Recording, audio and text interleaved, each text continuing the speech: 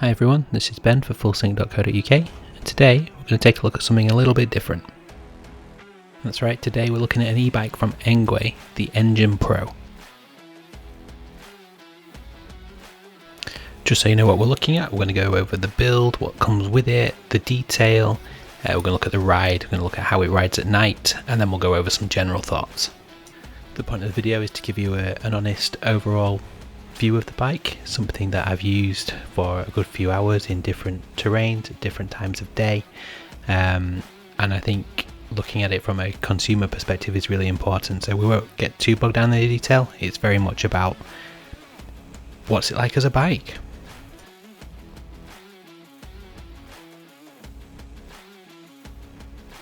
Let's get straight to it with what's in the box. We got a really big box which obviously had all the parts for the bike, but it also came with a smaller box that had all the tools, everything you need to actually build it.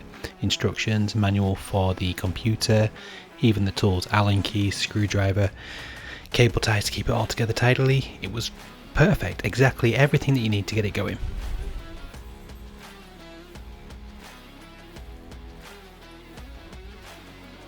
All told, the build took me about an hour and a half.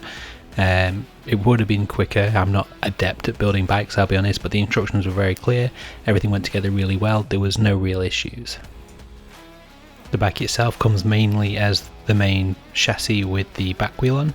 You have to put the front wheel on, you have to put in the handlebars, you have to put the seat on, and a couple of the splash guards, but a lot of it's already pre-built, so it's not a massive ask. The pedals probably took me the longest.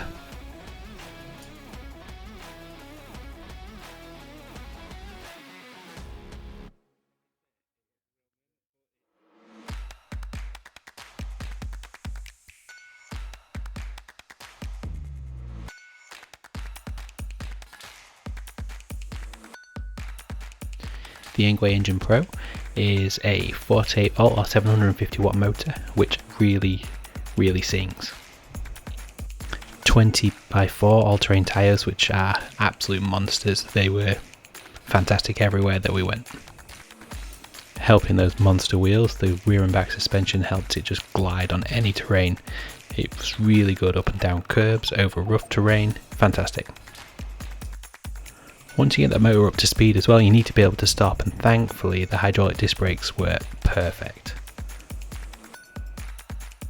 It's a full alloy foldable frame. The folding's not the best, if I'm honest. It makes it more portable, not something I would use as a key selling point for this device, but it does fold up and you could fit it into the back of your car with relative ease.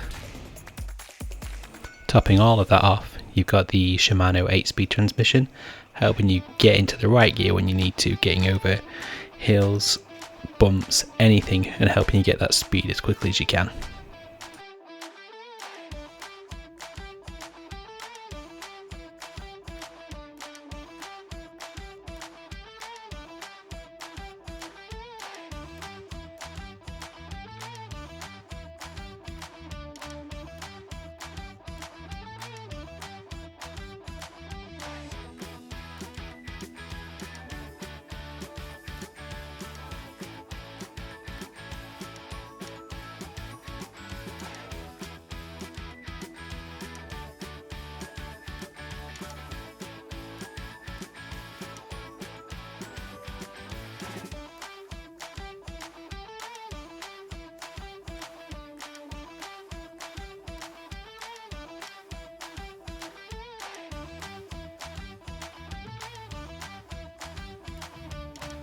Charging it took a few hours, and actually in the hours of testing it never ran flat. We found that actually it was charging as we were going by pedaling, so we were never in a position where we struggled with power. Plus, with it being a 750 watt motor, it can fly. We were trying as much as we could to top it out, which maybe we shouldn't recommend, but we hit 27 miles an hour on a straight piece of road, and probably with a little bit further and maybe a slight angle we could have got more. A casual 15 miles an hour on the road with ease, certainly hitting 20 even off-road without any problems.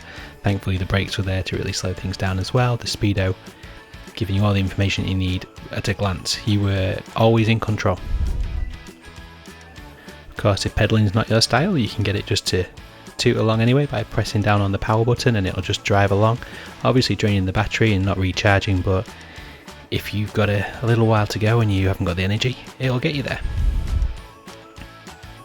We covered a good few miles on this and it never showed any signs of slowing down, any signs of issues, no signs of wear and tear. No terrain was a problem and it maintained speed and comfort at all times. And something really impressive about the assisted pedaling, the power that you feel. You want to push more, you want to push. It gives you that assistance, but it enables you to dig a little bit deeper and push even harder, which is something I wasn't expecting. Because all the cable management's pre-done, there's very little to do in terms of keeping it tidy and keeping it all together. It's all already organised. That made life much easier, particularly when dismounting. I've been caught by bikes and cables in the past and this wasn't a problem. The key to start it goes under the chassis. A little bit hard to find without looking, but once you've got used to it, it's no problem at all. The bike itself doesn't look like a racer. For something called the Engine Pro, yes, it has the power and it certainly backs it up when you use it. It doesn't look like something that you would expect to be an Engine Pro. It looks fine. It's got the back shelf to put things on as well, and you can get a basket for that from ENGWE. I would say it's not the most stylish design, but it is practical, it is solid, it's robust, and it gives you everything that you need. The testing itself was all done on-road, off-road. It was in mud, up hills, flat pavement, anything that we could find we put it through and it never struggled. The only issues we have was probably our own overconfidence and sometimes losing balance trying to be a bit clever getting up steep climbs.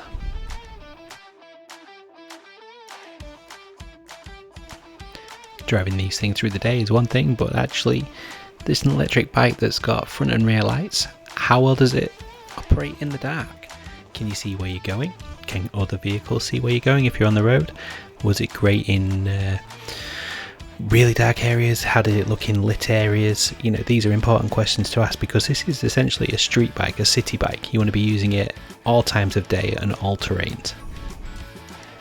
As expected, it's never been a problem. The front light is super bright. You can see everything. We had to lower it down a little bit because we were actually shining it a little bit too high for a start, which is my fault on the build. The rear light's great. It operates as a brake light as well. So, you know, you're a road legal vehicle. You could absolutely add some more reflector strips to it, but you've got the lights. You do have reflectors on the wheels, on the pedals. Your computer is backlit, so it operates in the dark as well, so you can see where you're going, how far you've been going, how much charge you got left. Using the ENGWE Engine Pro at night, no issue at all.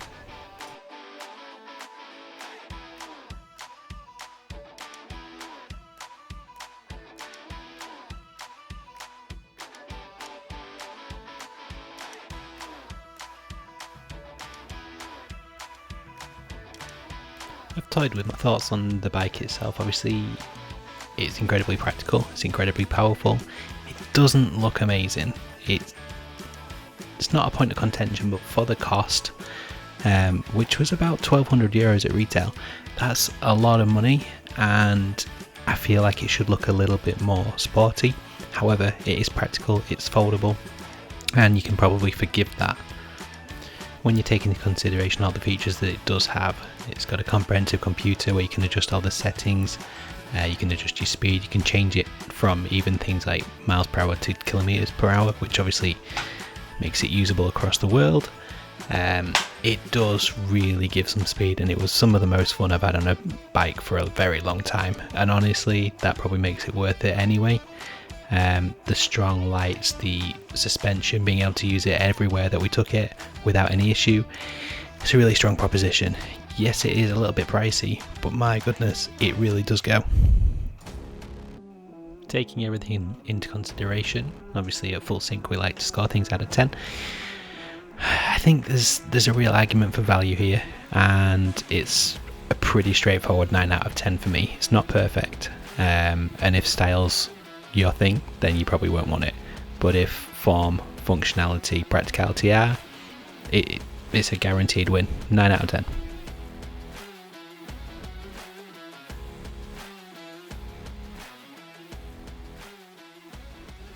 Thanks for watching. If you want To catch up on more news, reviews or opinion pieces on tech and gaming, head over to fullsync.co.uk.